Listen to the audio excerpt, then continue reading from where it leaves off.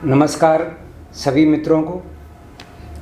साथियों, विद्या भारती ब्रज प्रदेश प्रचार विभाग माधव कुंज मथुरा में आज अपने मध्य हिंदी साहित्य के एक मूर्धन्य विद्वान, एक प्रतिष्ठित ख्याति प्राप्त साहित्यकार आदरणीय श्री रविंद्र जी वर्मा हमारे मध्य उपस्थित हैं।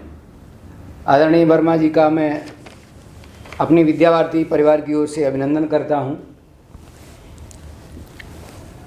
साथियों, हम सभी जानते हैं कि कोई भी बालक या जैसे हम कहें कोई भी व्यक्ति, स्त्री हो या पुरुष हो, अपने बाल्यकाल से ही जब वो धीरे धीरे बड़ा होता है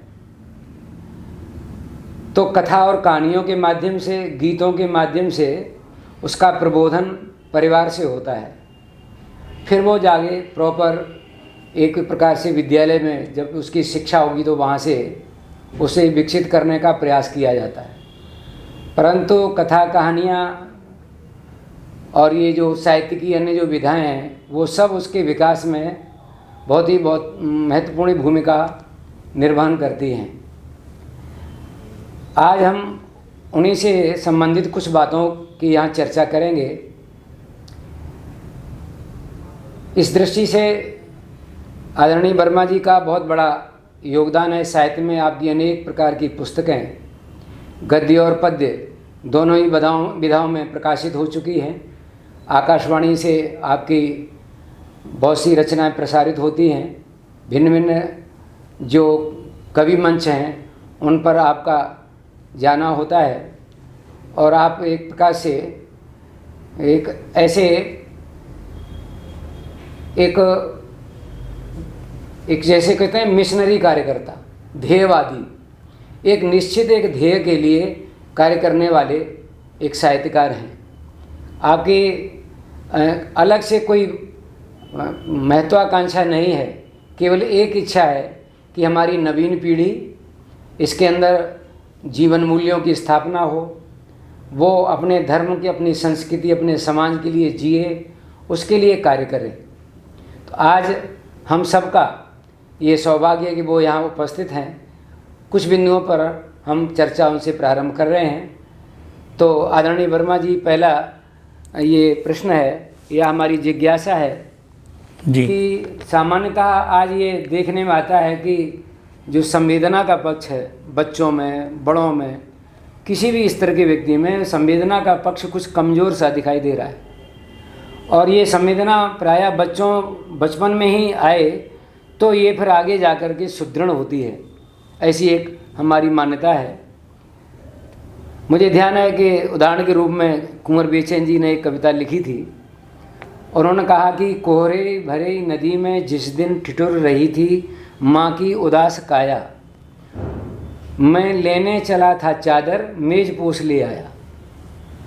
माने एक बालक की मनोदशा कैसी है कि वो माँ के लिए चादर लेने के लिए बाजार में गया और जब वो गया तो वहाँ से चादर न लेकर के अपने लिए मेज पोस ले आया। संवेदना डिगती है, संवेदना भटकती है, तो ये कैसे सुदृढ़ हो सके, कैसे उसको पैदा किया जा सके, इस दृष्टि से हमको क्या करना चाहिए विद्यालय स्तर पर, परिवार में, तो इस दृष्टि से आप मार्गदर्शन करने का कष्ट। मेरा बड़ा सौभाग्य है आदरणीय डॉक्टर साहब ने मुझे आमंत्रित किया इस साक्षात्कार के लिए। जहाँ तक प्रश्न में बच्चों में संवेदना जगाने के लिए हम लोगों को क्या करना समीचीन होगा, तो मेरा मानना है कि एक साहित्यकार का ये सबसे बड़ा दायित्व भी है बच्चों में, विद्यार्थियों में या अन्य समाज के सभी जनों में हम संवेदना को जगाएं। संवेदना ही काव्य और साहित्य की जननी है। संवेदना हर व्यक्ति में मौजूद रहती है, लेकिन आवश्यकता है उसको जागृत करने की। संवेदी तो हर व्यक्ति होता है क्योंकि मानव श्रेष्ठ है। हालांकि पशु पक्षियों में और पेड़ पौधों में भी संवेदना होती है, लेकिन मनुष्य श्रेष्ठ है तो मनुष्य में ये गुण अवश्य होती हैं। लेकिन आजकल के परिप्रेक्ष्य में जहाँ मशीनी युग में हम लोग इतने हावी हो गए हैं कि संवेदनाएं कुछ कुंठित होती जा रही हैं, तो किस तरह से हमारे साहित्यकारों का क्या योगदान हो सकता है?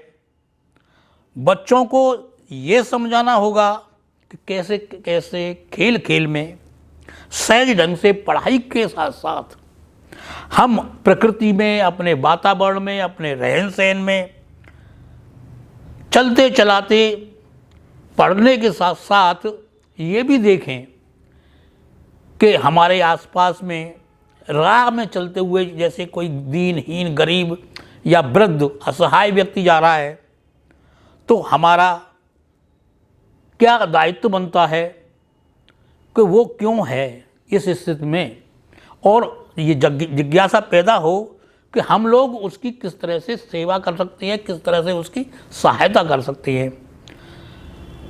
तो ये भावना जब जागृत होगी तो हर व्यक्ति में एक तरह का कवि हृदय जागृत हो जाएगा, फिर हम उसमें कुछ बोलने की क्षमता भी विकसित कर सकेंगे। इसी प्रकार जैसे पशु पक्षियों में ऋतु के विपरीत भी सहनशीलता बहुत अधिक होती है। वो अपने के लिए उड़ने या अपने घरौंदे बना करके रहन सहन की खोज कर लेते हैं और उसी में जीवन यापन भी करते रहते हैं। तो विपरीत परिस्थितियों में भी सुलभ तरीके जो ढूंढ लेती हैं, उसी प्रकार जैसे जंगल, वायु, पानी, जो प्रकृति है, वातावरण है, पर्यावरण है हमारे चारों ओर, वो हमें कुछ न कुछ दे रहा है, हमसे कुछ नहीं ले रहा। पूरे प्राणी मात्र के लिए उसमें पशु भी आते हैं और भी पक्षियाँ भी आती हैं। तो ये जो पेड़ पौधे हमें सब कुछ दे रहे हैं, हमसे कुछ नहीं ले रहे हैं, तो ये भाव भी विकसित होना चाहिए हमारे लिए, बच्चों और विद्यार्थियों में, कि हम उनका किस प्रकार संरक्षण करें। उनके संवर्धन करने के लिए हम उनको नष्ट न करें, पेड़ पौधों को काटें नहीं, उनको बचाव के लिए उन्हें पानी देने के लिए उनके साथ साथ उन्हें उजाड़ने नहीं दें और वो फले फूलें, हमें ऑक्सीजन प्राणवायु दें। उसी प्रकार पानी एक बहुत ही अमूल्य चीज़ है। हर मानव में 70% पानी की मात्रा होती है और पानी में ही हमें ऑक्सीजन मिलती है और पानी हमारे लिए एक जीवन का आधार भी है। तो पानी को किस प्रकार शुद्ध रखा जाए, पानी का संरक्षण हो। अगर हम पानी नहीं बचाएंगे, उसके अपव्यय को नहीं रोकेंगे, तो ये आगे की पीढ़ी के लिए बहुत ही हानिकारक भी होगा। तो हम इस बात को भी, ये भी एक संवेदना है कि उनमें, अपने बच्चों में, अपने विद्यार्थियों में, अपने पाल्यों में ये सब चीज़ें जगाने की ज़रूरत है। और जब संवेदना जगेगी तो हमारे बच्चे भी उस संवेदना के सहायता से कुछ लिख भी सकते हैं, 2-4 लाइनें भी लिखेंगे, धीरे धीरे वो कवि भी बन सकते हैं, साहित्यकार भी बन सकते हैं। तो ये गुण जो हर एक में होता है, लेकिन उनको जागृत करने की आवश्यकता होती है। और हमारे साहित्यकारों का ये दायित्व है कि हम इस प्रकार का साहित्य लिखें, इस प्रकार की कविताएं उनके लिए परोसें कि वो इस संवेदना के साथ साथ प्रकृति और मानवीय सेवा और समरसता के भाव जागृत कर सके। देखिए, जैसे मेरी एक कविता छोटी सी है बच्चों की, कि जब मैंने लिखा कि देखो छत पर हैं गौरैया, अब कम से कम आती भैया। 2 बच्चे आपस में भाई हैं और वो विचार कर रहे हैं कि देखो छत पर हैं गौरैया, अब कम से कम आती भैया। क्या उन्होंने कारण भी बताया कि पेड़ बहुत से काट दिए हैं, सारे पक्षी दुखी हुए हैं और नहीं किसी, तो इस तरह से हो सकता है कि वो कम आ रही हो गौरैया। फिर बाद में वो आपस में ये कह रही हैं कि जहाँ पर सेवा भाव और समरसता है, हम किसी को दुखी नहीं करें, किसी भी निर्धन को या असहाय वृद्ध है उसको हम सताएं नहीं, उस पर हंसे नहीं, तब हम लिखते हैं कि नहीं किसी की करें बुराई, मीठा बोलें करें भलाई, लाचारी पर हम न हंसेंगे, असहायों की मदद करेंगे। तो इस प्रकार से हम देखते हैं कि विद्यार्थियों और अपने पाल्यों में, नवयुवकों में हम संवेदना को जागृति कर सकते हैं अपने साहित्य से, छोटी छोटी रचनाओं के माध्यम से। और इस प्रकार की कार्यशालाएं अगर विद्यालयों में, शिशु विद्यालयों में और बड़े विद्यालयों में भी अगर हम कर सकें और नैतिक शिक्षा का और बाल शिक्षा का अगर कार्यशाला चला करके उन्हें कुछ बोध करा सकें तो ये हमारे समाज के लिए, हमारे देश के लिए भी बहुत उपयोगी होगा। बहुत अच्छे ढंग से आपने बताया। आज सौभाग्य से गौरैया दिवस भी है जी। और गौरैया का जो दर्द है वो यही है कि आज हमारी कोई चिंता करने वाले परिवारों में ना रहने के लिए जगह है और ना उस प्रकार के बच्चे हैं, ना संवेदना है।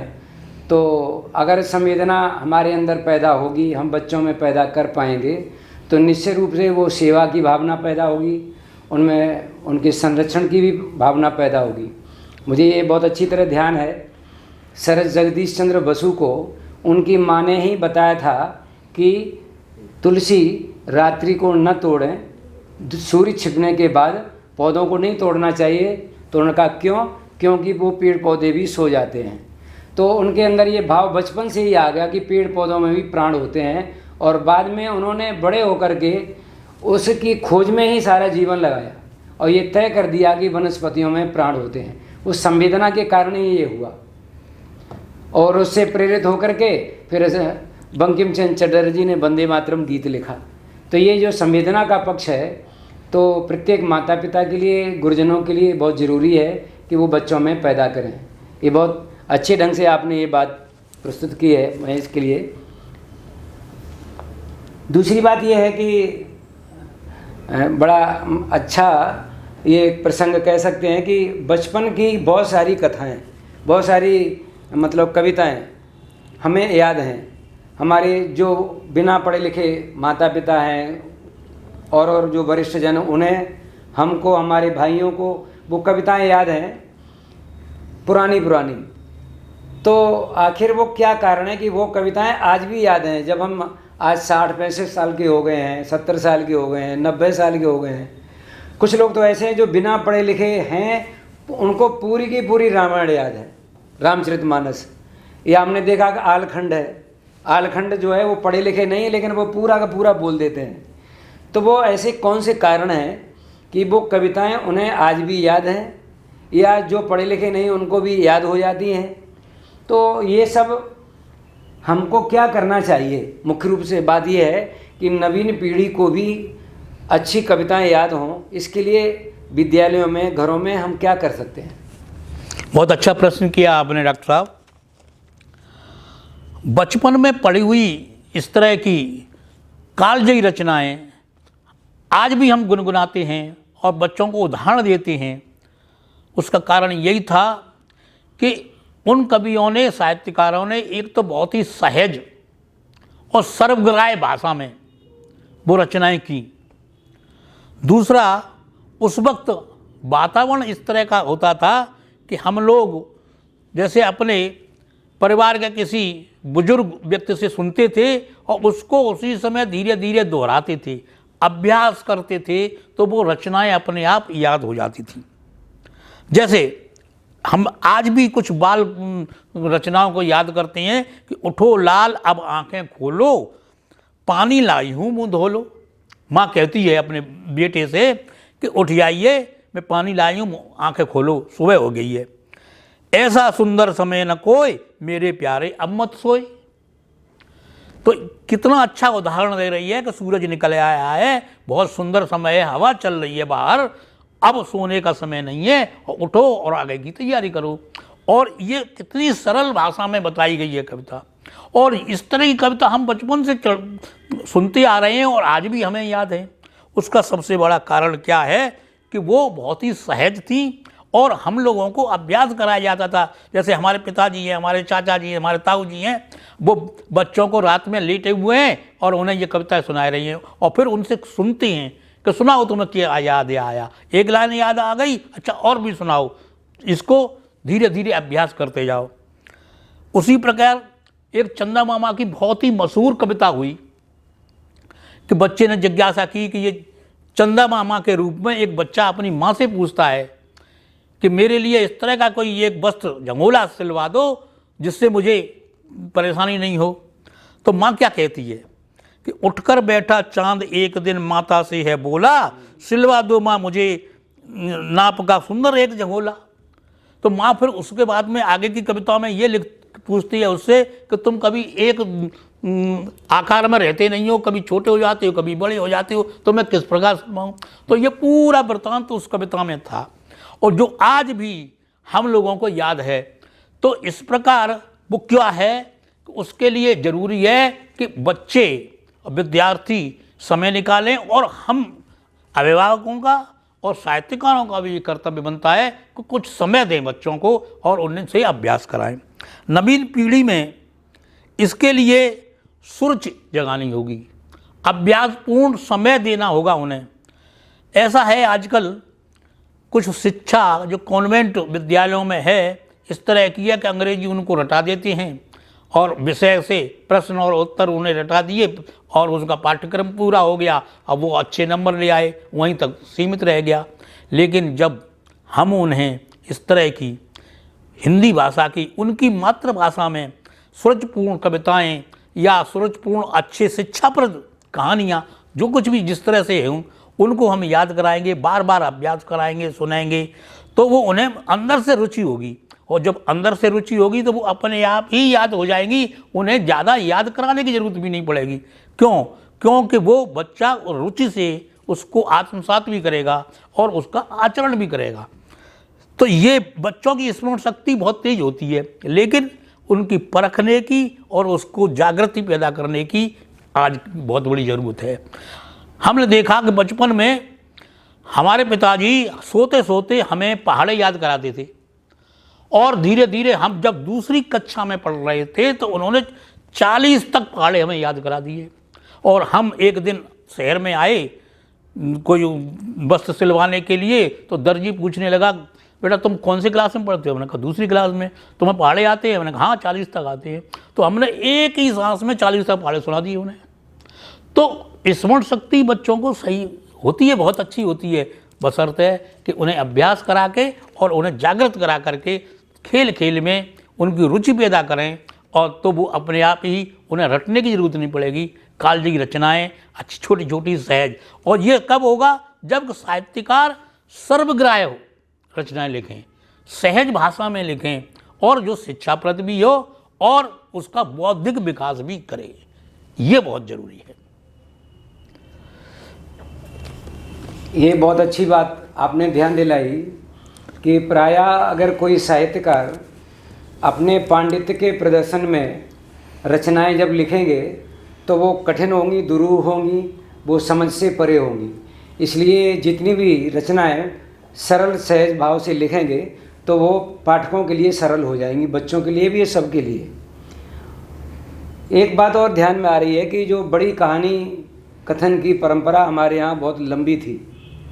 चौपालों में बैठते थे, दूर दूर चारपाइयाँ डालते थे, पेड़ के नीचे बैठकर कहानियाँ कही जाती थीं और बड़ा आनंद आता था। ये कहानी 2-2 घंटे 3-3 घंटे की होती थी और चाहे वो बिना पढ़े लिखे लोग हैं या आप पढ़े लिखे हैं, वो सब कहानियाँ कहते थे और सब सुनते थे।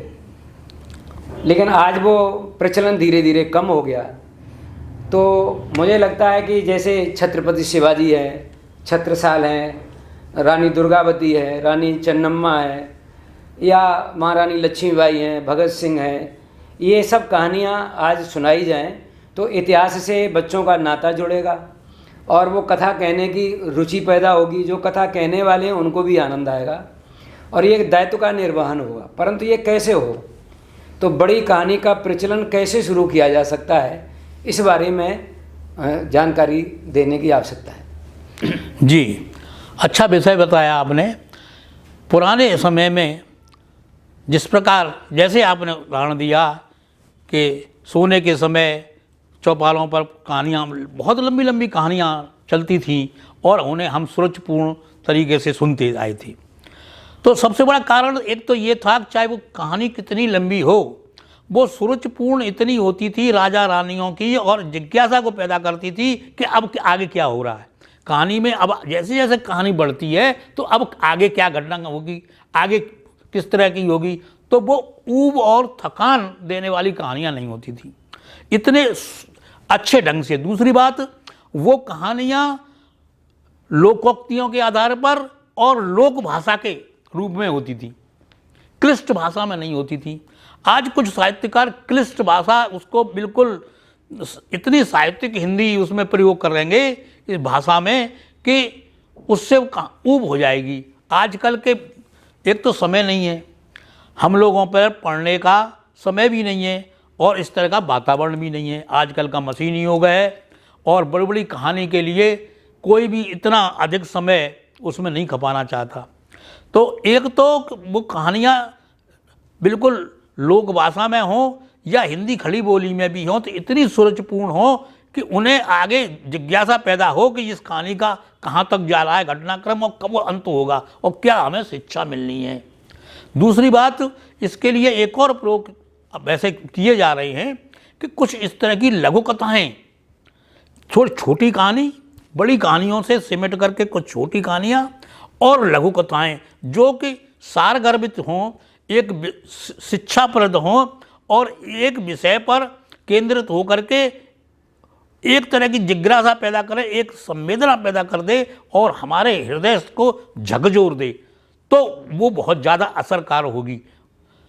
लघु कथाओं में यही होता है कि वो अंततः एक छोटी सी एक 2 मिनट में 3 मिनट में पढ़ लेंगे उसको, लेकिन हमें अंतःस्थल को जोड़ देगी और एक ऐसे विषय पर इंगित करते हैं साहित्यकार कि ये संवेदना जगेगी कि ये समाज की ये कुरीतियाँ हैं या समाज में ये विडंबना है या समाज में ये समरसता नहीं है या समाज में इस तरह का दमन है, उस पर इस तरह की लघु कथाएँ बहुत असरकारी हो सकती हैं।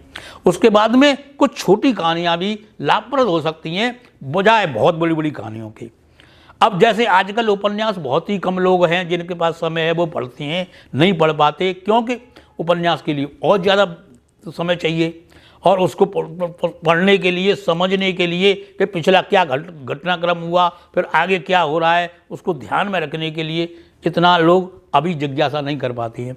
तो मेरा मानना है कि छोटी कहानियाँ और लघु कथाएँ इस वातावरण को पैदा करने के लिए विद्यार्थियों में और भी सामाजिक जनों में बहुत ही उपयोगी होंगी और हम नवयुवकों का रुझान इस ओर आकर्षित कर सकते हैं। उन्हें इस तरह की कार्यशालाएं आयोजित करके बच्चों को स्वयं बताएं कि इस तरह की कोई लघु कथा लिख के लाइए, आप कोई घटनाक्रम ऐसा लिख के लाइए जो कि छू जाए हमारे मन को, तो क्या होगा कि वो भी कुछ प्रयास करेंगे और फिर वो लघु कथाएँ सुनने का पढ़ने का भी उन पर प्रभाव पड़ेगा और एक जागृति आएगी, वो पढ़ेंगी लघु कथा को। और पत्रिकाओं में भी इस तरह की लघु कथा जो सारगर्भित हो, अंतस्थल को छू जाए, वो बहुत प्रभावशाली होंगी।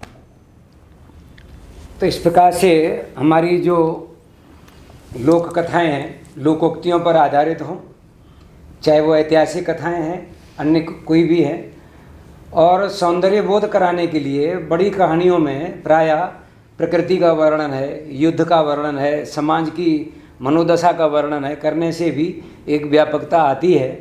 तो आपने देखा कि बड़ी कहानियों का और लघु कथाओं का अपना एक अलग अलग महत्व है। समय के परिप्रेक्ष्य में आजकल लघु कथाएँ बहुत चल रही हैं प्रचलन में, परंतु ये दोनों ही चीज़ें बनी रहें, अच्छे ढंग से ठीक दिशा में जाएं, उद्देश्यपरक हों, इसके लिए ये सब हमें जानने की आवश्यकता है। और अपनी नवीन पीढ़ी को हम नित्य घर पर या विद्यालय में जहाँ अवसर मिले वहाँ कथाएं कहने का और उनको सुनाने का ये क्रम चलता रहना चाहिए। एक विषय ये ध्यान में आया कि जो कथा और कहानियाँ हैं जो कहने वाले हैं या अन्य साहित्य की कोई भी विधा है उसके बारे में हम चर्चा करने वाले हैं, तो उसका एक सम्यक ज्ञान होना बहुत ज़रूरी है। ज्ञान नहीं है और हम उसके बारे में बताना शुरू करें तो फिर श्रोताओं के मन में एक अच्छा भाव नहीं जागता और जो हम जब बताना चाहते हैं वो हमारा उद्देश्य पूरा नहीं होता। इसलिए मैं ये समझता हूँ कि एक स्वाध्याय की वृत्ति पैदा हो। जी स्वाध्याय जैसे कहते हैं, कोई आजकल एक शब्द है शॉर्टकट, और जिसको हम कह सकते हैं छोटा रास्ता। छोटा रास्ता व्यक्ति को ही छोटा कर देता है। तो हम ये जो शॉर्टकट की जो बात है, और उसमें ये आया कि अब लोग पुस्तकालय में जा कर के पुस्तकें पढ़ना नहीं चाहते, पुस्तकालय भी उस प्रकार की व्यवस्था के नहीं रहे, तो ये धीरे धीरे अभाव सा खटकने लगा है। मेरा ये कहना है कि पुस्तकालय की परंपरा, समृद्ध परंपरा कैसे शुरू हो, पुस्तकालयों के प्रति एक श्रद्धा विश्वास का भाव पैदा हो, उनके प्रति सबका रुझान बढ़े, पुस्तकालयों में पाठकों की संख्या बढ़ने लगे। इसके लिए हम क्या कर सकते हैं, ये एक बड़ी आवश्यकता है, क्योंकि एक बहुत बड़ी चीज़ है वो ज्ञान प्रदान करने का। तो इस संदर्भ में आप कुछ प्रकाश डालने का कष्ट करें। जी, आजकल ये कुछ समय का भी परिवर्तन है कि इस मशीनी युग में हम भौतिक युग में जी रहे हैं, और भौतिकता इतनी बढ़ गई है कि व्यक्ति अर्थ के पीछे भाग रहा है और सामाजिकता कम होती जा रही है, संवेदनाएं कम होती जा रही हैं। तो वो पढ़े कैसे? जैसे कि हम पहले देखते थे बड़े बड़े विद्यालयों में, विश्वविद्यालयों में और बड़ी बड़ी सामाजिक संस्थाएं सभी पुस्तकालय चलाती थी, और हम लोग समाचार पत्र और अच्छी अच्छी किताबें वहाँ जा कर के बैठ के पढ़ते थे, या सदस्य बन गए पुस्तकालय के और वहाँ से इशू करा के ले आए और घर पर भी उसका स्वाध्याय करते थे। आपने अच्छा कहा कि स्वाध्याय की कमी होती जा रही है। तो पुस्तकालयों, जब स्वाध्याय की कमी होगी, हमारी रुचि पैदा हो जाएगी, समाज में नहीं होगी रुचि, तो फिर पुस्तकालय भी लुप्त होते जा रहे हैं। यानी ऐसे ऐसे पुस्तकालय हैं। हमारे आगरा में जॉन्स पब्लिक लाइब्रेरी बहुत पुरानी अंग्रेज़ों के समय की थी, और उसमें हजारों पुस्तकें धूल चाट रही हैं। वो बिल्कुल बंद है, चल नहीं रही है आजकल। इसी प्रकार एक हर ज़िले में डिस्ट्रिक्ट लाइब्रेरी होती थी।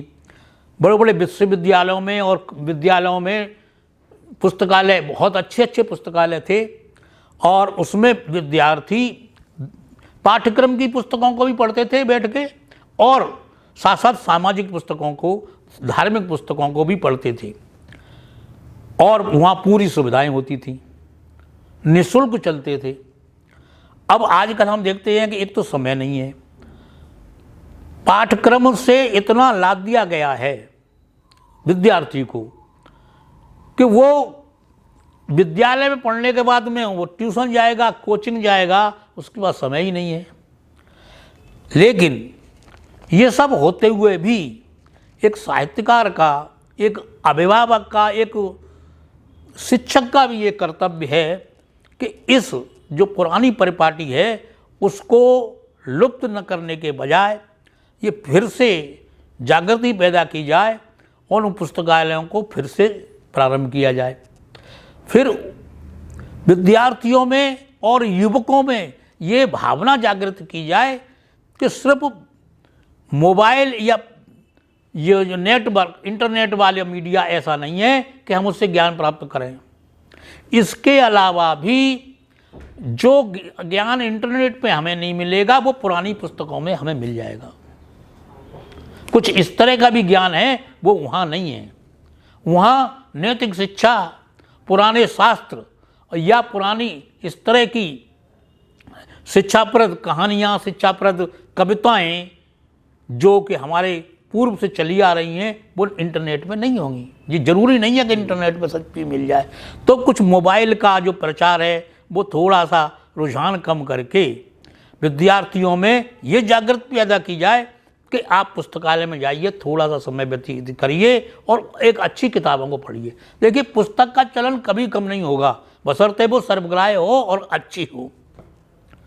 और उसके लिए एक ऐसा प्रयास किया जा सकता है कि हम विद्यालयों में, हर विद्यालय में, जैसे कि हम लोग पढ़ते थे तब होता था 1 घंटा रोज नहीं तो एक सप्ताह में शनिवार वाले दिन या किसी भी दिन सुविधा के अनुसार 1 घंटा बाल सभा नैतिक शिक्षा का हो, और उसमें उन विद्यार्थियों से ये कहा जाए कि भाई अपनी कोई भी कविताएं चाहे उनकी कविता, जो बच्चे आराम से याद कर सकते हैं। मैंने इस अपनी पुस्तक चंदन माटी मातृभूमि में लिखा है उसको कि ये देव धाम अपना भारत है, पुण्य भूमि सपना भारत, धर्म और संस्कृत मानबिंदु बना विश्व गुरु गहना भारत। जन्मे थे राम कृष्ण यहाँ, अवतार धाम रहना भारत, सृष्टि में श्रेष्ठ मानवीयता, ऋषि तपो भूमि तपना भारत। थी सती सावित्री अनुसुईया, प्रण साध्य धरा पलना भारत, वेदों की वाणी कर्म योग, गीता दर्पण पढ़ना भारत, अरविंद विवेकानंद रमण गुरु दर्शन है गणना भारत। है अनेक भाषा जाति पंथ पर एक रहा रचना भारत, है अखिल विश्व में अद्वितीय नित बंदनीय कहना भारत, नित बंदनीय कहना भारत। तो इस प्रकार की रचनाएं अगर पुस्तकालय के रूप में हम परोसेंगे, उन विद्यार्थियों के लिए, उन अभिभावकों के द्वारा उस पर प्रेरित किया जाएगा बच्चों को कि पुस्तकालय में जाकर के किताबें पढ़ें। और कुछ अभिभावक आजकल तो बहुत समर्थ होती हैं, इस तरह की पुस्तकों को उन्हें खरीद करके भी दे सकती हैं और विद्यालयों में निःशुल्क उसको पढ़ने के लिए सुविधा प्रदान की जाए और अच्छे अच्छे लेखकों साहित्यकारों की पुस्तकें वहाँ रखी जाए। तो मेरा मानना है कि हम इसको पुस्तकालय वाली जो प्रथा है उसको आगे बढ़ा सकते हैं और ये समाज में विद्यार्थियों की जिज्ञासा, उनके ज्ञान और उनकी बुद्धि के विकास के लिए, चरित्र निर्माण के लिए और देशभक्ति के प्रति जागृत रहने के लिए, देश के लिए और इस समाज के लिए हमारा क्या योगदान है, ये भावना भी बच्चों में, खास तौर से नवयुवकों में हम जागृत कर सकेंगे, जो कि आजकल के समय में बहुत बड़ी आवश्यकता है। हमारे युवक जो कि इससे हटते जा रहे हैं, उनमें पुनः देशभक्ति की और समाज जागरण की, चरित्र निर्माण की जो भावना जागृत होंगी तो पुस्तक इसके लिए बहुत बड़ा योगदान कर सकती है और उसके लिए पुस्तकालय आज भी बहुत ही प्रासंगिक हैं और बहुत ही ज़रूरी हैं। बहुत अच्छे ढंग से पुस्तकालयों की उपादेयता के संदर्भ में आपने चर्चा की। वृंदावन शोध संस्थान का एक वाक्य है कि ग्रंथ परमात्मा के साक्षात विग्रह हैं और इस बात को हम ऐसे समझ सकते हैं कि जो ग्रंथ हैं वो जो लेखक या साहित्यकार, ऋषि मुनि जिन्होंने भी ये लिखे, जो लिख रहे हैं, उनके जीवन का एक अनुभूत ज्ञान होता है, तो वो निश्चय ही कल्याणकारी होगा। इसलिए पुस्तकों का महत्व या पुस्तकों की उपादेयता सदैव बनी रहेगी, पुस्तकालयों की उपादेयता बनी रहेगी। समाज का, व्यक्तियों का, सरकार का, सबका ये दायित्व है कि पुस्तकालय बहुत ही समृद्ध रहें और वो वहाँ का वातावरण ठीक रहे, वहाँ की व्यवस्थाएं ठीक रहें और उनके विकसित करने के लिए प्रयास किया जाए। पुस्तकालय जगह जगह अभी भी ठीक हो सकते हैं, परंतु जो पाठक वर्ग है, जो नवीन पीढ़ी है, उनका भी ये सबका दायित्व है कि वो वहाँ जाएं, पुस्तकालयों को मंदिर समझकर, गुरुद्वारा समझकर, उनको अपना मठ मंदिर गुरुद्वारा समझ कर के वहाँ जाएं ज्ञान प्राप्ति के लिए। तो आपको जो कष्ट है ना कि नालंदा और तक्षशिला विश्वविद्यालय हमारे जलाए गए, उनके पुस्तकालय जलाए गए, तो अगर वो दर्द सचमुच है तो आप पुस्तकालय में जाना प्रारंभ करें, अपने बच्चों को वहाँ ले जाएं। ये पुस्तकालय वैसी ही भूमिका निर्वहन करेंगे जैसे आप कहीं कथा भागवत में पढ़ जाते हैं। वहाँ भी अगर कोई बालक किसी एक पर निबंध लिखना है तो 10 तरह के संदर्भ वहाँ मिल जाएंगे उसे उदाहरण देने के लिए, फुटनोट तैयार करने के लिए, जबकि वो 10 तरह की चीज़ें नेट पर तुरंत नहीं खोज सकता। तो आपने बताया कि नेट एक परिपूर्ण, एक सम्यक, एक शुद्ध ज्ञान देने में सक्षम नहीं है, ये बात ध्यान रखिए, क्योंकि विकिपीडिया पर हम जितने निबंध देखते हैं उस पर लिखा रहता है कि ये संशोधन में है, आप भी इसमें संशोधन कर सकते हैं। तो इसका तात्पर्य है कि वो परिपूर्ण नहीं है। पुस्तकें, ये कहा जाता है कि कोई भी चीज़ परिपूर्ण नहीं है, परंतु ये बात कही जा सकती है कि जिस लेखक ने, जिस विद्वान ने अपनी कोई साहित्यकार, कोई रचना रची है, वो हमारे लिए परिपूर्ण है उस विचार को लेकर। तो इसलिए इसको, ईश्वर को जो कम कहा है उसे ज़्यादा समझकर, अपने विचार से समझकर पुस्तकालयों के महत्व को समझें उनका उपयोग हमारे जीवन में ये हम सब करें। मेरी एक ही प्रार्थना है, हम सभी अपने अपने घरों में भी एक छोटा सा पुस्तकालय रखें अपने लिए, अपने बच्चों के लिए। आदरणीय डॉक्टर साहब, आपसे एक प्रार्थना है कि अंतिम प्रश्न है जी, आपका समय बहुत हो रहा है, तो हिंदी साहित्य के प्रति बच्चों में अनुराग पैदा हो। जी, हिंदी साहित्य की 2 विधाएं हैं, गद्य और पद्य, इनकी भी अलग अलग विधाएं हैं। बिल्कुल। प्रायः यह लोग कहते हैं कि जो हिंदी साहित्य है ये तो एक सामान्य विषय है, कोई ऐसी खास बात नहीं है, जबकि जो विज्ञान है वो एक प्रयोगात्मक विषय है और इसलिए उसमें प्रैक्टिकल होते हैं, उसको क्रिया आधारित होता है, इसमें तो कुछ नहीं है। लेकिन मेरा अपना ये मानना है कि हिंदी साहित्य बहुत ही ज़्यादा ये प्रयोगधर्मी होना चाहिए, प्रयोगों पर आधारित है। जितनी भी विधाएं हैं इनका अगर हम प्रशिक्षण नहीं देंगे, व्यवहारिक स्वरूप बच्चों के सामने नहीं लाएंगे, तो जो अधिगम है, जो समझ है वो बच्चे की वो नहीं हो सकती है। तो मैं ये जानना चाहता हूँ कि बच्चों में अनुराग पैदा हो, इसके लिए अध्यापक या फिर अभिभावक वो क्या करें कि बच्चे इस साहित्य के प्रति जो है उस और उन्मुख हो सकें। बहुत ही अच्छा प्रश्न है। देखिए, साहित्य समाज का दर्पण होता है। जो भी समाज में हम देखते हैं घटित होता है, अच्छा होता है या बुरा होता है, उसका प्रभाव प्रत्येक व्यक्ति पर पड़ता है।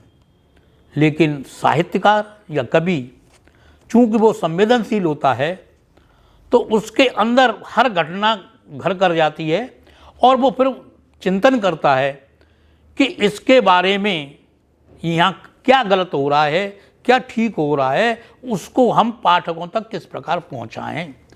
उसकी वेदना एक जागृत होती है अंदर से और उसकी लेखनी स्वयं चलने लग जाती है माँ वाणी की अनुकंपा से, कि वह उसको तुरंत परोसता है पाठकों के लिए।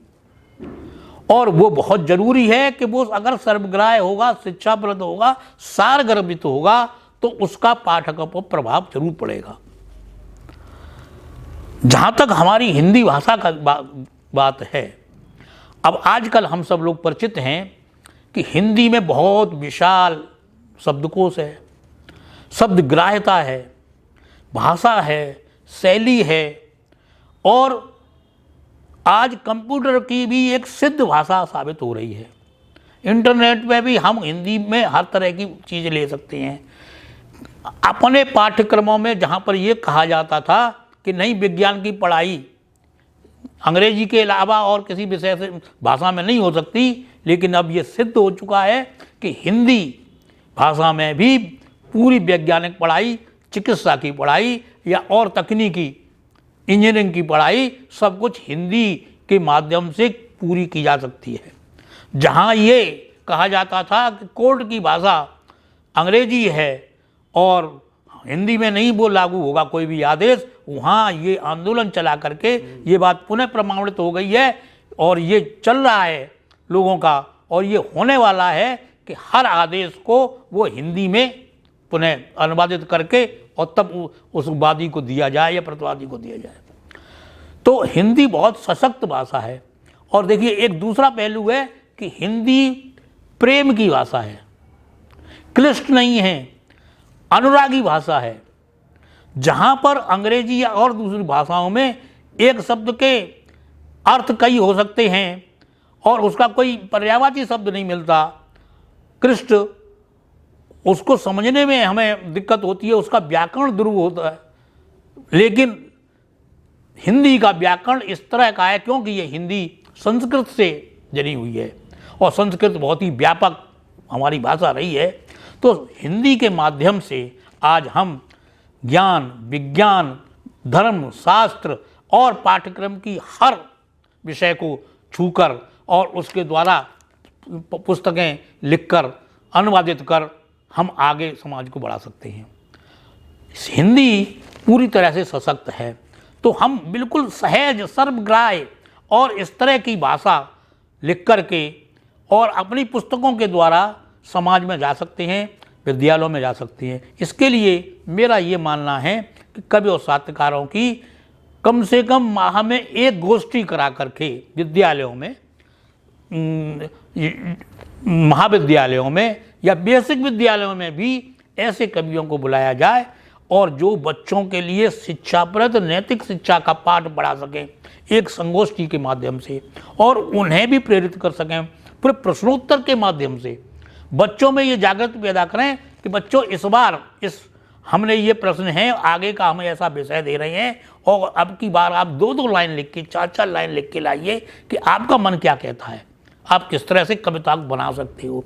दूसरी बात है, आपने क्या सीखा, तो उनसे प्रश्नोत्तर भी कर सकते हैं। और बहुत ही सरल भाषा के ग्रंथ आपने जो लिखे हुए हैं उनको काव्य गोष्ठी के माध्यम से अलग अलग विषयों में समझा सकते हैं। तो क्या होगा कि इस साहित्य के प्रति और हिंदी के प्रति, जहाँ पर कॉन्वेंट में आज बहुत ही दुष्प्रभाव ये हो गया है कि हिंदी को लोग पढ़ना नहीं चाहते बच्चे, और उसको पढ़ने में अंक नहीं ला सकते, बड़ा द्रुह मानते हैं, उसके उनका जो ध्यान है इसके प्रति बढ़ेगा, रुझान बढ़ेगा, सुरुचि बढ़ेगी और हिंदी उनकी बहुत सशक्त बन जाएगी। हम अंग्रेजी के विरुद्ध नहीं हैं, उसका ज्ञान सभी भाषाओं का हो सकता है, लेकिन हिंदी का ज्ञान और उसकी रुचि बढ़ेगी तो हमारी जो मातृभाषा है उसमें हम अच्छी प्रकार से पढ़कर उसको समझ सकते हैं, उसको रटने की ज़रूरत नहीं पड़ेगी। हमारी लोक भाषा में, हमारी मातृभाषा में जो हम पढ़ेंगे वो हम धीरे धीरे खेल खेल में याद कर सकते हैं। मैं एक छोटा सा उदाहरण देना चाहूँगा। जब मैं 9वीं कक्षा का विद्यार्थी था तो बॉटनी वनस्पति शास्त्र में एक विषय था अस्थानिक जड़ें। पेड़ में जो जड़ ऊपर होती हैं स्थानिक और नीचे जल चली जाती हैं, जैसे बरगद में बहुत सी शाखाएं छूट जाती हैं, उनको बोलते थे अस्थानिक जड़ें। तो उसके 8-9 नाम थे और उनके उदाहरण थे इतने ही। अब बड़ा याद करने में बड़ा क्लिष्ट लग रहा था वो, तो हमने उसको एक गीत के रूप में बनाया।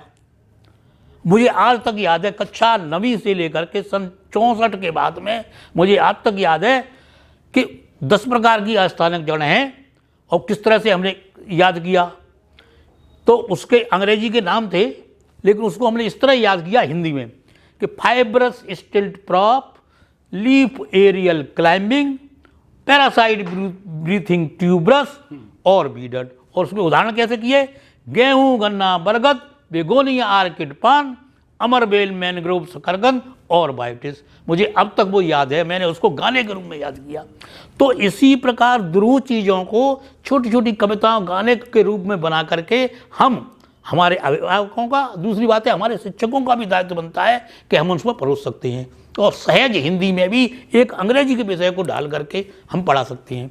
तो मैं मानता हूँ कि हिंदी वो सशक्त भाषा है जिसमें हम ज्ञान, विज्ञान, शास्त्र, पुरानी पुरानी शिक्षाएं, पुरानी कहानियाँ, दूसरी रोज़मर्रा की जो चीज़ें हैं उसमें कहाँ पर संवेदनाएं हैं, कहाँ पर नैतिकता है, कहाँ हम राष्ट्रीय भावना को जागृत करने वाली चीज़ें हैं, वो इस हिंदी भाषा के माध्यम से हम युवकों में चरित्र निर्माण का भी बहुत बड़ा काम कर सकते हैं, जिसका कि आज के समाज में, इस मशीन युग में बहुत बड़ा आवश्यकता है और समाज के लिए, उस देश निर्माण के लिए ये बहुत ही समीचीन होगा, मेरा यही मानना है। आज की परिचर्चा में, भेंट वार्ता में अनेक बिंदुओं पर हमारा मार्गदर्शन आपने किया। हमने देखा कि बच्चों में संवेदना कैसे जगाएं। दूसरा था कि जो नवीन पीढ़ी है वो रचनाओं को कैसे सही ढंग से याद कर सकें, निरंतर जीवन भर वो रचनाएं याद हों, इसके लिए फिर बड़ी कहानी का प्रचलन कैसे प्रारंभ हो, इस पर चर्चा हुई। और विद्यालयों में पुस्तकालय, घरों में पुस्तकालय, व्यक्ति का अपना पुस्तकालय होना चाहिए, उसकी क्या उपादेयता है, इसकी बात हुई। और अंत में हमने देखा कि हिंदी साहित्य, इसके प्रति अनुराग बढ़े। अनुराग मैं समझता हूँ, जैसे आपने बताया, कि वो तब बढ़ेगा जब हमारे अंदर एक अभिमान होगा भाषा की प्रति, अपनी संस्कृति के प्रति, अपने, और ये अभिमान आता है स्वत्व के भाव से। स्वत्व का भाव यानी वो बात आ जाती है स्वदेशी का भाव। स्वदेशी यहाँ आग्रह की बात है, अभिमान की बात है। तो भाषा के प्रति जब प्रेम होगा, भाषा के प्रति जब अभिमान होगा, तो हम भाषा को बोलेंगे, भाषा को लिखेंगे, भाषा को सुनेंगे और धीरे धीरे यही बात अपने साथियों के साथ, परिवार में मित्रों के साथ करेंगे तो ये भाषा हमारी समृद्ध होगी, सुसंपन्न होगी और ये सर्वग्राह्य सरल होगी। इसके लिए आपसे पहले ही आग्रह आपने किया है कि साहित्यकारों का इसमें बहुत बड़ा योगदान है कि वो पाठक वर्ग का ध्यान में रख करके कि मैं जो रचनाएं लिखता हूँ वो किसके लिए लिख रहा हूँ। बालकों की हैं तो बालकों के लिए, विद्वानों के लिए हैं तो विद्वानों की भाषा होगी, पांडित्यपूर्ण शैली होगी। तो शैली है, भाषा है, इस सब का ध्यान रख करके काम करेंगे तो ये विषय हमारा और सरल हो जाएगा। और ये चर्चा आज आपने बहुत महत्वपूर्ण की, इतना समय दिया। आज रंग भरनी एकादशी है, चारों ओर मथुरा वृंदावन में भीड़ है, उसमें आप आगरा से इतना समय निकाल कर आए, कष्टमय जीवन आपने वहाँ से सुबह से चले होंगे और इसके लिए मैं आपका बहुत बहुत आभार व्यक्त करता हूँ। और ये आशा करता हूँ कि ऐसी वार्ताएं आगे भी चलती रहेंगी। पाठक बंधुओं का भी, आप सभी श्रोताओं का, माताओं बहनों का, बच्चों का, सबके प्रति मैं आभार व्यक्त करता हूँ। आपने समय दिया, इसे अवश्य सुनते रहिए, शेयर भी करते रहिए और ये जो चैनल है ना, इसको आप सब्सक्राइब कर लेंगे तो आपको बड़ी सरलता से कुछ चीज़ें मिलती रहेंगी। पुनः मैं आप सभी का धन्यवाद करता हूँ। नमस्कार।